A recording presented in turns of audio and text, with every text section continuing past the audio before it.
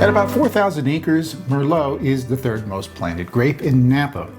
You don't hear about it as much as Cabernet Sauvignon though, so today I want to give Napa Merlot a little bit of love. Napa is amazing for growing wine grapes because of its Mediterranean climate, which is fostered by its proximity to the Pacific Ocean. It's a perfectly balanced environment where Merlot can thrive.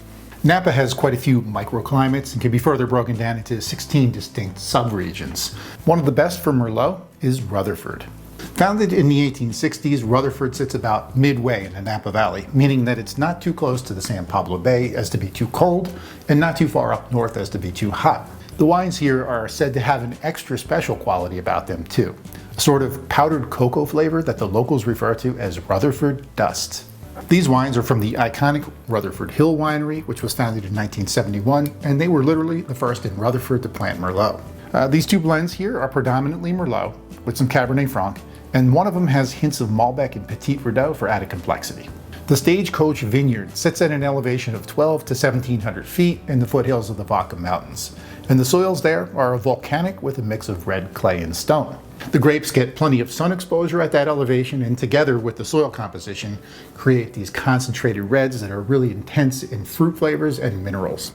The Merlot grape is known for its silky texture, deep black and blue fruit profile, with a hint of vanilla that always reminds me of red velvet cake with some buttercream icing.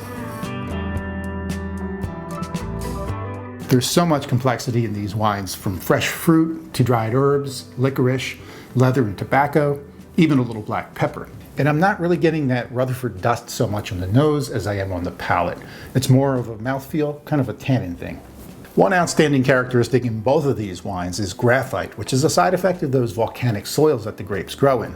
At 15% alcohol by volume, they're somewhat low for Napa, believe it or not, probably due to the cooler high elevation vineyards. But that gives the fruit a chance to shine through here, and I really love that balance. If you were to ask me the difference between Napa Merlot and say Bordeaux, these are much more fruit forward, almost like a fresh berry preserve. They're just dripping with oak and spice, and that dusty texture that comes from Rutherford. So that's the quick sip on Napa Merlot from Rutherford, and thanks so much for drinking with me today. If you'd like more videos like these, be sure to subscribe to the WTSO YouTube channel, and I'll see you soon. Take care. Cheers.